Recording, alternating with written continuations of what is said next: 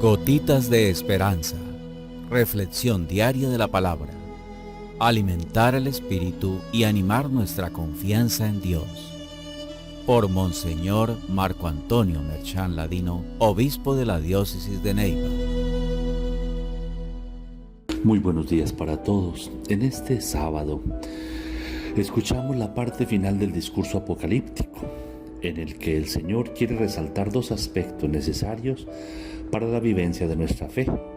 De una parte, nos pone en guardia contra el debilitamiento interior, y de otra, invita a vencer el temor ante el testimonio extremo y a tener ánimo y fuerzas ante la posibilidad de que el mismo suceda.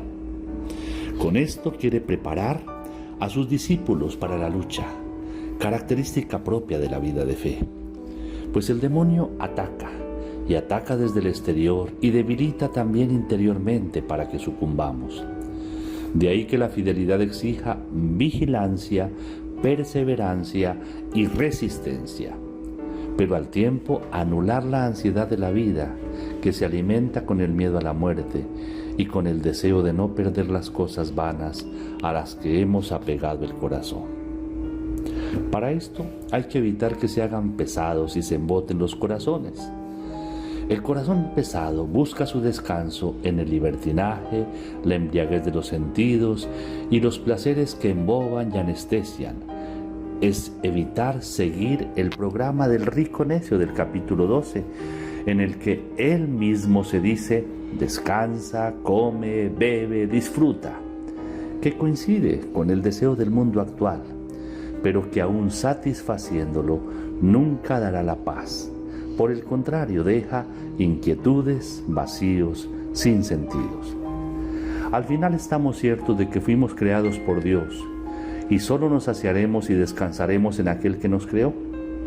El día del Señor vendrá de improviso, y si vivimos de esa manera seremos como un ratoncito hipnotizado por la serpiente que en lugar de escapar termina arrojándose en sus fauces. El libertinaje, la embriaguez y las codicias son la carnada perfecta. Se presentan como un alimento apetitoso, pero allí está escondido el anzuelo del pecado que causa la muerte. Los ejemplos son claros, por lo que requerimos vivir el presente de una manera sensata, como preparación al encuentro con Él. ¿Y de qué manera? Pues estando en vela, atentos a cualquier situación. Vemos dos ejemplos en los discípulos cercanos al Señor: Pedro, Santiago y Juan, que en el Tabor, en la Transfiguración, velaron, mientras que en el huerto de Getsemaní durmieron.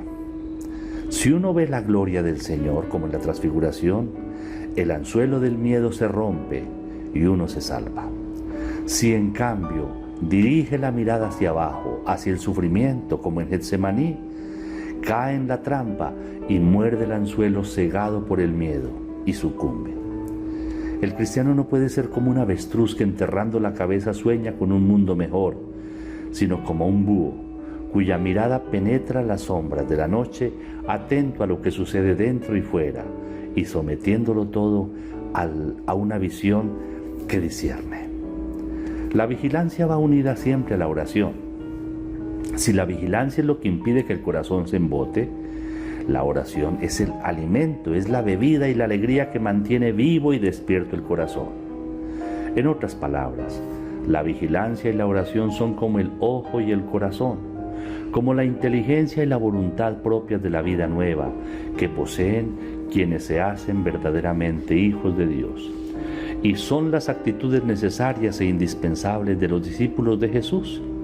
Conciernen no solo a la vida personal, sino también a la vida comunitaria, a la vida de la Iglesia. La vigilancia y la oración nos hacen permanecer en pie en medio de las luchas de la vida y con la cabeza levantada ante aquel que viene, escondido en el hermano necesitado, y vendrá al final como Rey y Juez del mundo. Teniendo la esperanza de que todos debemos comparecer delante del Hijo del Hombre, es tiempo ahora de tomar decisiones sin las cuales el caminar por esta vida es incierto. Esas decisiones son en primer lugar la vigilancia, que implica examinar críticamente el tiempo que vivimos, el ambiente en el cual ejercemos nuestra acción y aprender a discernir las falsas propuestas de salvación que nos hacen desde otras ópticas. En palabras nuestras diríamos, hay que aprender a no comer entero, a no correr detrás de ciertos santos, o mejor, de santurrones hipócritas, que no buscan otra cosa que confundir y crear miedos. En resumen, hay que aprender a vivir la fe con la inteligencia propia del Espíritu Santo. Y en segundo lugar, aprender a renunciar a los ofrecimientos del mundo, lo que nace de la evidencia de que las cosas del mundo son pasajeras y ante los momentos decisivos no sirven de nada. Solo son cosas que seducen los sentidos, que el demonio muestra como solución, pero en realidad son solo paliativos, sedantes falsos que prometen, pero no cumplen. Lo que dejan es vacíos y muerte. Demos gracias al Señor, recibamos la bendición. El Señor esté con ustedes y la bendición de Dios Todopoderoso, Padre, Hijo y Espíritu Santo, descienda sobre ustedes y los acompañe siempre. Un buen día para todos.